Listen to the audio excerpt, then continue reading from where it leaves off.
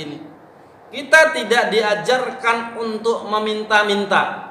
Kalau minta ya boleh, tapi kita menjadi seorang peminta-minta tidak diajarkan oleh Allah dalam Al-Quran.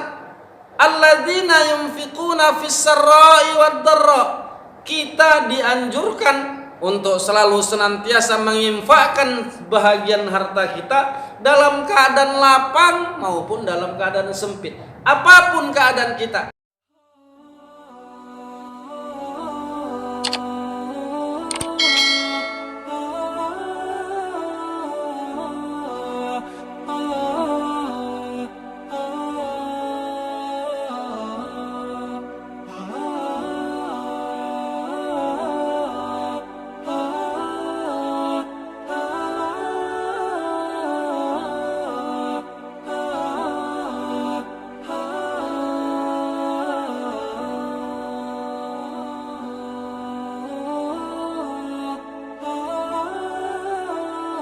A'udzu billahi minasy syaithanir rajim. Bismillahirrahmanirrahim. Assalamualaikum warahmatullahi wabarakatuh. Alhamdulillah wassalatu wassalamu ala Rasulillah wala haula wala quwata illa billah, amma ba'du. Hadirin yang dirahmati Allah Subhanahu wa taala. Allah Subhanahu wa taala berfirman, A'udzu billahi minasy syaithanir rajim. Bismillahirrahmanirrahim.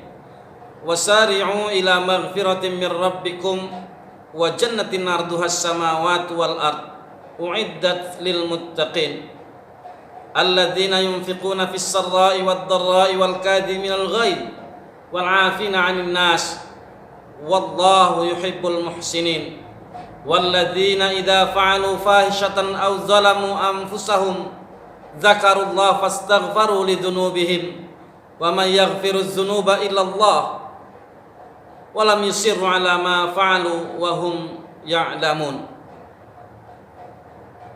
Surah ini, ayat ini berada dalam surah Al-Imran ayat 133 sampai 136. Ada satu hadiah besar yang dihadiahkan Allah Subhanahu wa taala, yakni yang bernama maghfirah. Apa itu maghfirah? Maghfirah adalah ampunan Allah Subhanahu wa taala. Yang kedua, hadiah yang diberikan Allah adalah sorga yang luasnya daripada bumi dan langit yang ada ini. Itulah yang dihadiahkan Allah Subhanahu wa taala kepada orang-orang yang bertakwa. Siapa yang mendapatkannya? Orang-orang yang bertakwa. Satu. Yang kedua siapa? Orang-orang yang melakukan kebaikan. Siapa orang-orang yang bertakwa itu? Alladzina yunfiquna fis sarra'i wad dharra. Mereka yang selalu senantiasa menginfakkan hartanya dalam keadaan lapang dan sempit. Inilah indahnya Islam hari ini. Kita tidak diajarkan untuk meminta-minta. Kalau minta ya boleh, tapi kita menjadi seorang peminta-minta tidak diajarkan oleh Allah dalam Al-Quran. Alladzina yunfiquna fis sarra'i wad dharra. Kita dianjurkan untuk selalu senantiasa menginfakkan bahagian harta kita dalam keadaan lapang maupun dalam keadaan sempit. Apapun keadaan kita, kita diajarkan dalam agama kita untuk bisa memberi, bukan untuk meminta-minta. Penuh dengan keikhlasan secara tidaknya yang pasti. Karena apa?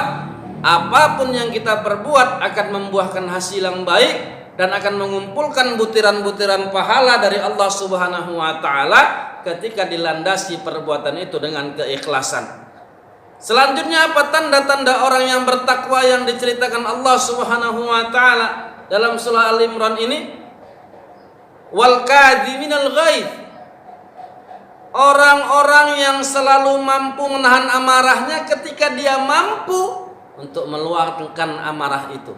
Mampu untuk marah dan meluapkan amarah itu, dia mampu menahannya. Artinya apa? Dia bisa bersabar atas kekuasaan yang dia miliki. Dia tidak marah-marah. Dia bisa melakukan kesabaran ketika dia mampu marah kepada bawahannya. Karena apa? Dia tahu la taghdab walakal jannah. Jangan marah. Karena apa?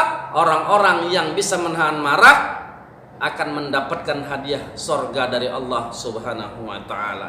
Selanjutnya apa? Wal 'afina 'anil nas. Wal 'afina 'anil nas, yang mampu memaafkan kesalahan orang lain. Hari ini kita sudah banyak melihat contoh bagaimana Rasulullah sallallahu alaihi wasallam bisa memaafkan kesalahan-kesalahan orang lain. Pernah satu hari ketika Rasulullah sallallahu alaihi wasallam berjalan melewati rumah orang kafir, dia selalu senantiasa mendapatkan ludah. Setiap lewat diludahi. Tapi Rasulullah tidak marah.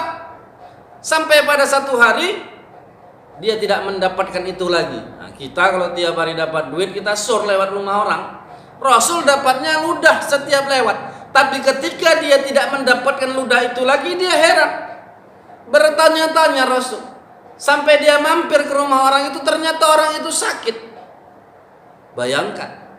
Itulah yang diajarkan Rasulullah kepada kita. Sakit sampai apa? Tapi ketika dia membawa kebaikan kepada akhlak yang dicontohkan Rasul, apa yang terjadi?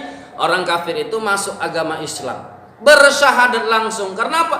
Melihat akhlak Rasul ketika diludahi tiap hari. Tapi ketika seorang kafir itu sakit, dia datang bertakziah, menengok orang sakit. Dengan itu orang kafir itu langsung asyhadu alla ilaha illallah wa asyhadu anna Muhammadar Rasulullah. Wallahu yuhibbul muhsinin. Dan Allah mencintai orang-orang yang berbuat baik. Siapa mereka orang-orang yang berbuat baik itu? Mereka alladzina idza fa'alu fahishatan. Nah, ingat, mereka orang-orang yang selalu berbuat keji. Dosa fahisyah ini dosa yang dilakukan orang lain kena imbasnya. Misalnya dosa berzina.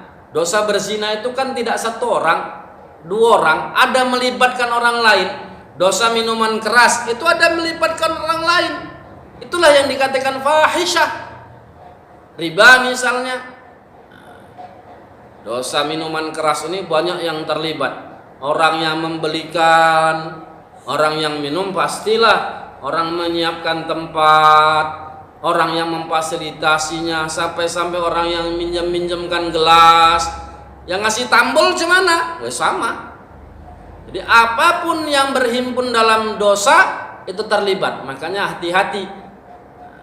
Kita harus mawas diri. Inilah orang-orang muhsin, orang-orang yang selalu berbuat baik, terjaga dirinya daripada perbuatan fahisyah. Nggak buat dosa, terlibat dosa pun nggak mau. Selanjutnya siapa orang-orang yang dianggap dalam kebaikan itu?